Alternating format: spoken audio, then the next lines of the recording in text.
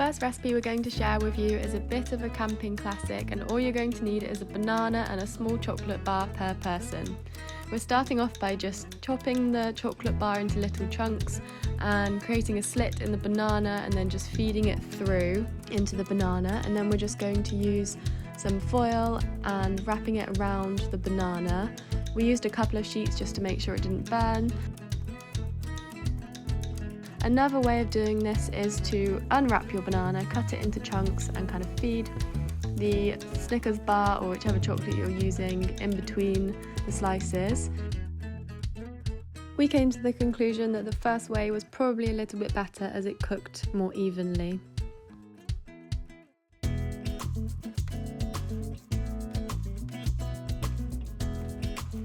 And in terms of your campfire, you want to build it up quite a lot and then let the flames die back so it's nice and hot, and then you can just put the tin foil banana boats into the embers just so it cooks nice and hot but it's not too flamey. And then you just want to carefully remove them from the fire with tongs and peel back the foil to reveal a blackened banana skin with a gooey chocolatey treat inside.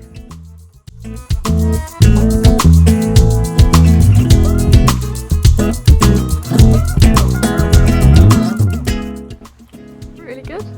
It's really sweet.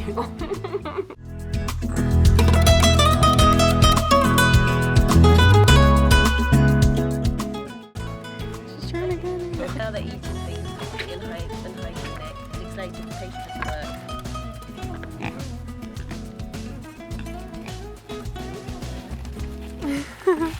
Oh no, they're not going to eat the foil, are they? Take the foil away from them before.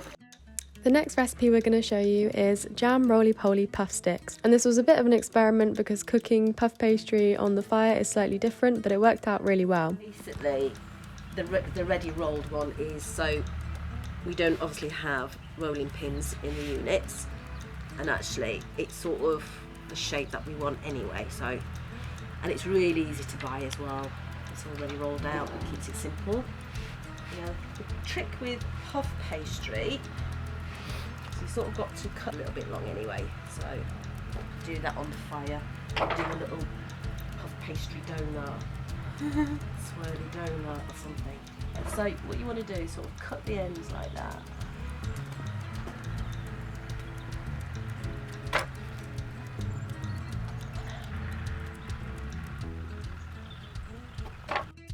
I'm going to just sort of cut this bit now. You could do it in half. I think maybe we'll cut it in half and then just see how that goes so it doesn't fall off the stick.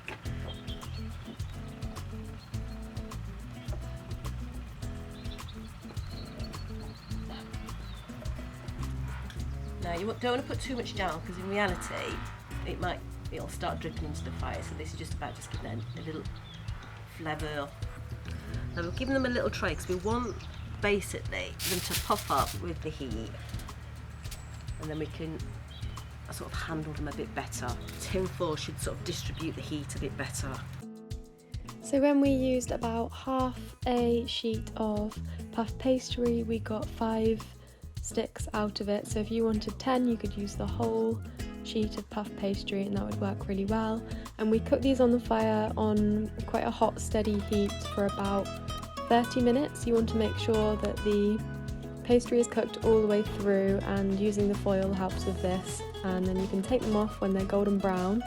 And then what we did was put them on a plate and drizzled them with some golden syrup. You could use honey, and you can have these after dinner as a delicious dessert.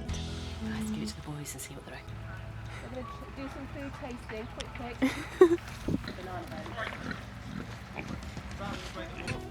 They think it's for them.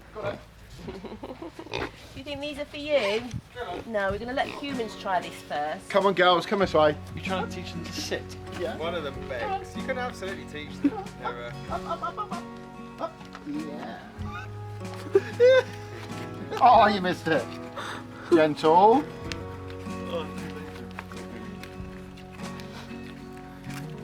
Oh, I haven't got it. That's okay. That's enough, girls. So it's puff pastry with jam in. yeah, basically. Oh, thank you. I'm just going That's mine. Is it cooking the inside? Lovely. Mm. Is it cooking the inside? Nice bit. Over the fire or on a griddle? No, we create like a mine. little pan. Mine. That's awesome. Really? Stop humping everything!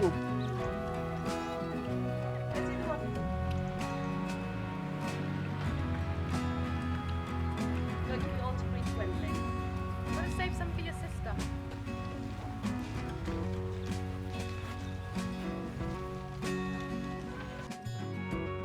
This next recipe really proves that you don't need an oven to make delicious desserts when camping. All of our units have these lovely grill fires, so you can make whatever you want on the fire really easily. I'm just going to start off by peeling some apples, and we used cooking apples, so we wanted to take the skin off. And then I'm just slicing these into little chunks. Now I'm just adding a sprinkle of cinnamon and some berries from the garden.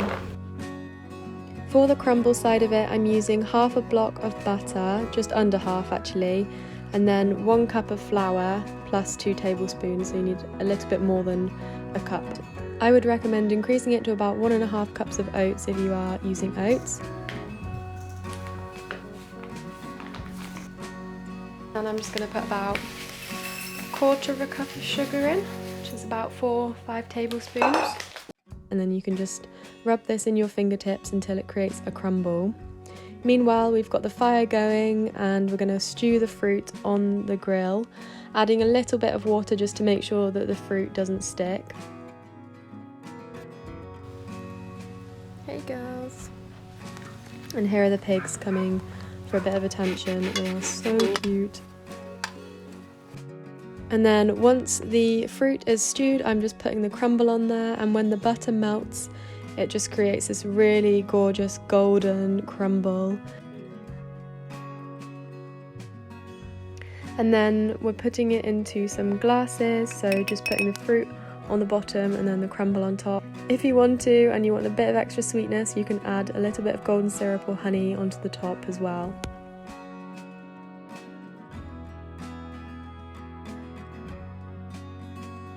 Our next recipe is another campfire classic, and we are making these baked apple fire bombs. So I'm just going to cut like a star shape, and probably best to do this yourself rather than getting any children to do it. Requires a bit more skill with the knife. And then once I've used the sharp knife, I'm just going to go in with the blunt one and just start twisting around to get the seeds and the core out. And this takes a little bit of time, and you just want to make sure that you don't go all the way through the apple, because if you do, then the raisin mixture will just come straight out the bottom.